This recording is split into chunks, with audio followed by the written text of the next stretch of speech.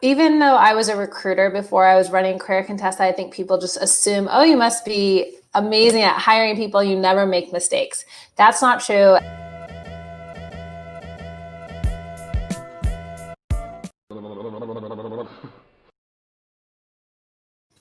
Hello, everybody. Welcome back to the Strategy Show. I'm your host, Simon Severino. Today, we have founder and CEO of Career Contessa and host of the Females Podcast.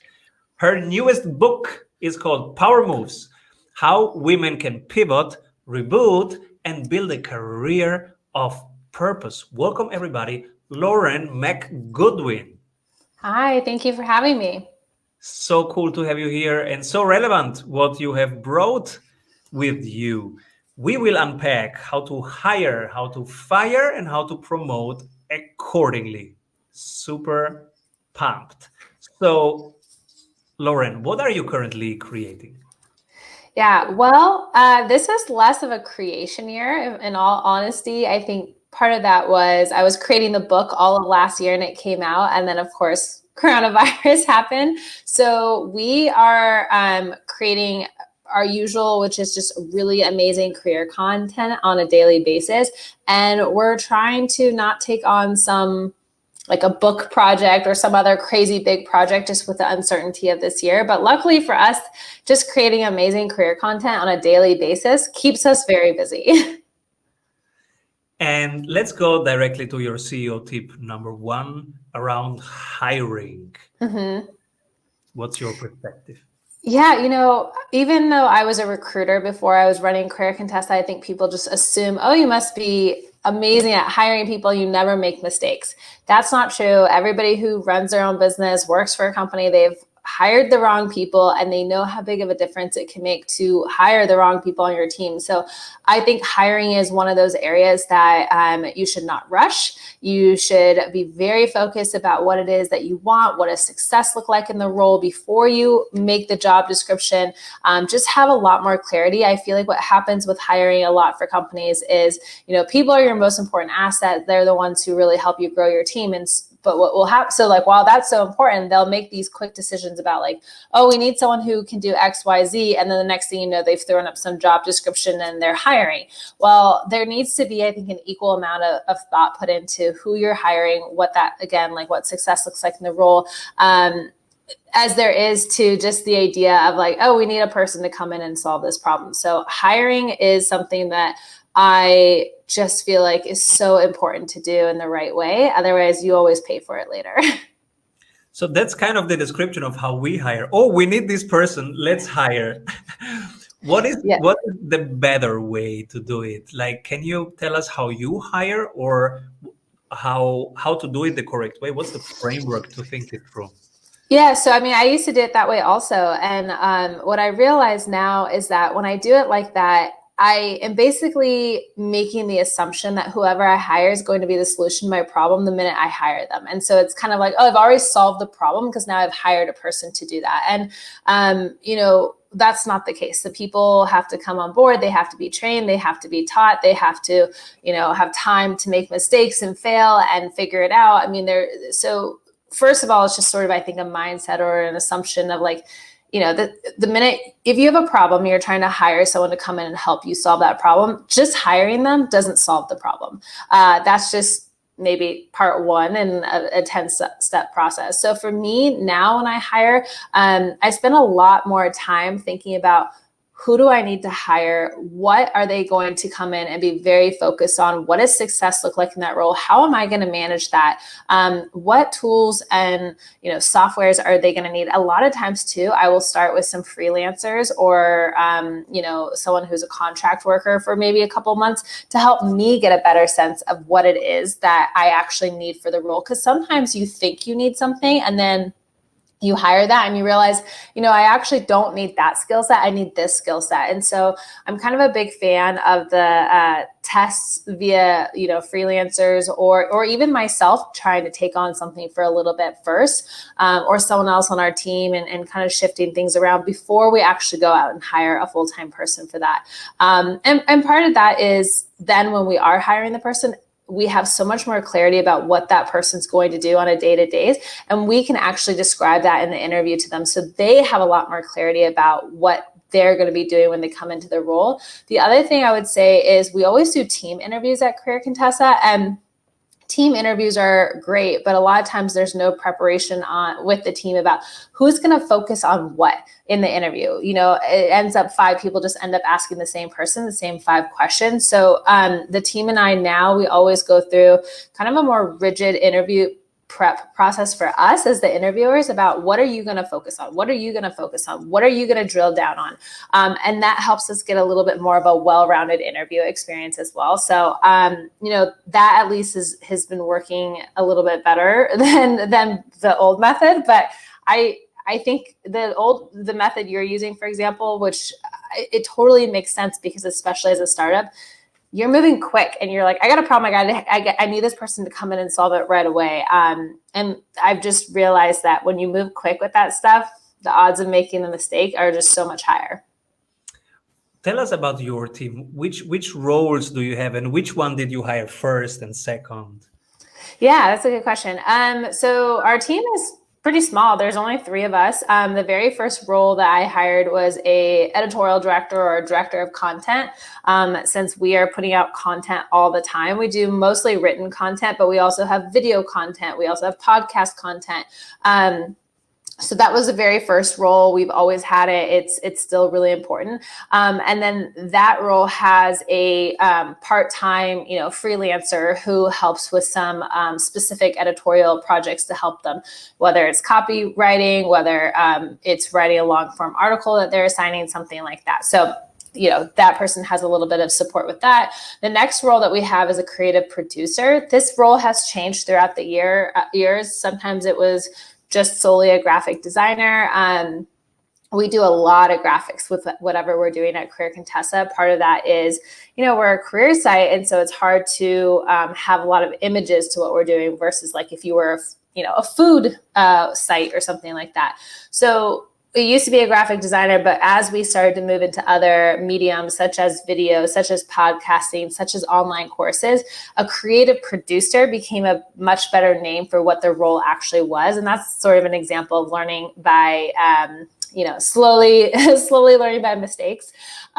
So what that person does is they help with anything that is a creative production of any sort at Career Contessa. Again, videos, podcasting, graphics, just all around, sort of like, if it's not a written word, that person's probably involved with that.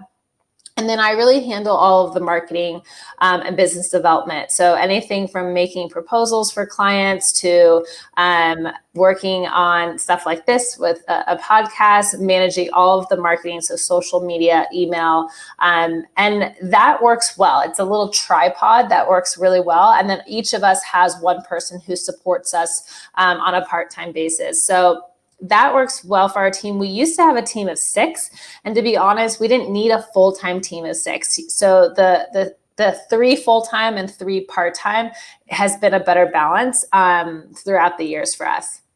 Nice. You want to make your sales more repeatable and reliable? Do you want to have less volatility and more growth in your revenue per month?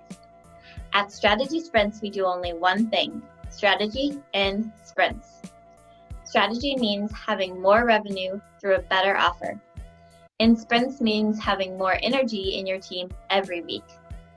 Check out if your ROI is as high as it is for most service-based and online businesses and startups we work with, which is over 100%. You can see it in just 15 minutes by going to strategysprints.com/sales and completing our online exercise to know what your ROI would be with our accelerator program. We are ready to sprint. Are you? And so you have all the marketing and most of operations delegated, right? So what are you doing as the CEO? What do you see as your main tasks? No, I actually do all the marketing and the operations. So I'm one of those rare CEOs probably who probably should and could definitely benefit from spending more time at a strategy level and kind of high level. I'm very much in the weeds of the day-to-day. If you get an email sent to you, I created it from Career Contessa. If you see something on social media, I created that and thought of it. And then from an operations perspective, I am sort of the project manager who helps make sure we're having team meetings. There's a process in place for this. There's a process in place for that. I mean, part of it is when you have a small team, your organization becomes so important. It's kind of the livelihood of how you're able to get done what you're able to do. So I would say one of the areas of improvement for me would be to maybe delegate some stuff a little bit more so that I can be a little bit more strategy oriented versus operational oriented. This year it's been interesting just because that has been kind of naturally built into the role just because of the current climate, I guess. Absolutely. Yeah, I can remember when I was also in the same situation, 3 people, and I was, but still in the tasks. Yeah. So what helped us was creating systems that were repeatable. But I of course did the first ones. And when I had them working 25 times without problems, then I said, okay, now it's done. Now it's ready. Now you have to kick me out of this because I didn't like it. So kick me out. And then please kick me out. And it was creating the ownership and say, okay, who's the owner? What's your plan? And I remember this question made it possible for me to let go. I would ask, okay, you are now head of marketing. What is your, and we call them head of marketing, even if we were only 3 people, but everybody had freelancers outside that, and they manage them and lead them. So we said, okay, head of marketing.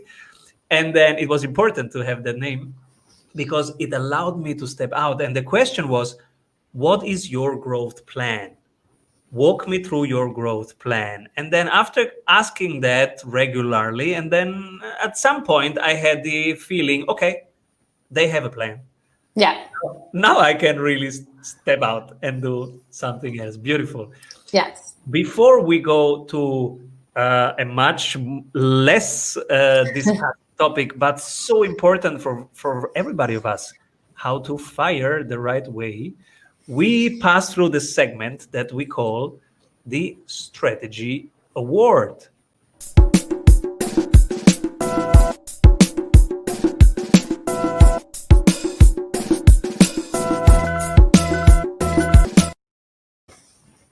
If you could only pick one person that when everybody's zigging, they are zagging, but from your perspective, they are doing the right thing, who is that person? There's so many. I'm going to go with a brand just because I feel like brands, there's so many individuals, but for me, the brands are sometimes the ones who stick out. Mina Harris and her brand Phenomenal, where it's a social impact action campaign where they're selling merchandise, physical merchandise, but it all goes toward helping these campaigns that are related to, I don't want to say politics, but definitely social good. I think they're doing an awesome job. I don't know if it's that when everyone zigs, they zag, but they definitely have their own style, their own voice, their own tone. And they always seem to be one step ahead of whatever the herd is going to follow next. So I really love their ingenuity at Phenomenal. Thank you. And now we go to the firing part. Oh my God, I have to fire somebody. How to do it?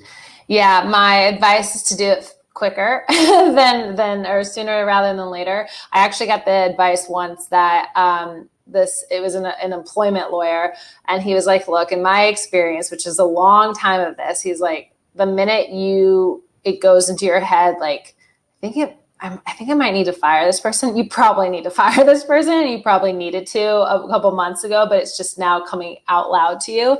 And I think in hindsight, I look back on that advice and I'm like, yeah, he was right about that, because I have been very quick to hire in the past and very slow to fire. And that it doesn't do anyone any favors, especially you as a CEO. It really weighs on you knowing that, hey, this person isn't working out. It's not getting better. This isn't the right fit. And whether you don't want to fire them because, it's a hard decision for you, or you're going to feel bad about it, or you are worried on how it's going to impact them. What impacts them more than anything, though, is staying in an environment where they don't fit, where maybe their confidence is being taken down each day. Maybe they, are frustrated at the role and they're starting to really become that poisonous employee who starts to let everyone else know, hey, this place sucks. And like, here's why you should hate it too. Like basically, we used to call these at my old workplace culture vampires. They literally suck the life out of your culture. And I've had a couple of those at Career Contessa, and it's 100% my responsibility, where I let them stay too long because I wasn't comfortable with firing people. And if you're going to be a CEO, you need to learn how to put emotions aside and do what's best for your business, and really separate the two. And I've always struggled with that. Empathy is one of my number one strengths. And so I would say empathy can be a huge strength for a lot of parts of my business, but that part, it made it 10 times harder. So just go back to the advice that that lawyer gave me, which is the first time you think it means it's probably a good idea to follow through with it.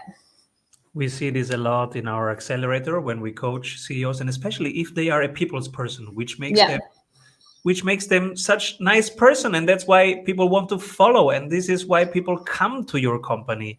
So it's really double the effort and double really hard for them to then have this big picture side and say, okay, where is the whole company going? What is functional, dysfunctional for the system? Yeah. What's the right thing to do?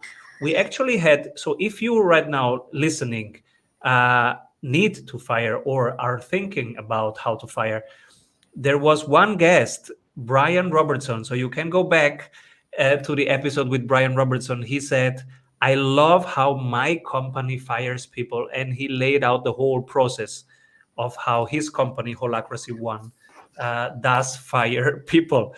And so it could be interesting for you, but I hope you have never to fire. And if you have to, do it quickly. We have one more CEO tip, but before we go there, what is a book that inspired you on a professional level? Oh, I have so many. I mean, obviously I read a lot for work, but probably the few that I recommend over and over again is The Confidence Code. I thought that was just an amazing book that every person, especially every woman, should read. I also love The Art of Being a Manager by Julie Zhu. I thought she was the first intern at Facebook who then became a manager and kind of had to figure it out as she went along. And I thought her advice was just really incredible. She also talks about kind of, you're not their friend, you need to be their boss. And I've learned the hard way about, if you are friendly and a little bit more wishy-washy and you don't want to make decisions, that's not good for people. People need structure. They need some authority to come in and say, this is what I need, and here's when I need it by. And so I learned a lot from her. And I would say those are two really good books, because everyone needs confidence, and becoming a manager is a really challenging job. And when you are running your own company, you're the manager and the founder and all these other things. And you're going to probably be the most exhausted by managing people and all the things that come with that. So I found her book to be really, really life-changing. I keep it nearby so I can turn to it when I need it also. So those are the two books I definitely would recommend. I didn't read The Confidence Code, but I guess right now we all need a little bit more of confidence in this funky year just to stay on track, right? And to stay clean. Does this book give applicable advice? Should we say to everybody, hey, read it? Yeah, it's applicable advice, but one of the things I like about it is that it's not just, here's how to get more confidence with like woo-woo things. They're very science oriented, and the science of confidence, and how, yes, some people are born with more natural confidence than others. And here's how you can increase your confidence. Here's stories of, especially of women who have done it. So I think it's really applicable advice. And I think it's important for people. Sometimes if you can understand the science behind something, I find it actually easier to then go and implement that in your life or have more of that in your life. It just gives you that context that you didn't have before. If I guess many are thinking, should I give it to my daughter? How old should they be to read this? Yes, they actually have a second book that's for girls. So they have one that's for the younger group, and then the Confidence Code is for the older group. So you can get both and read them together. Beautiful. All right. And then your third CEO tip, promote accordingly. Who to promote? How to promote?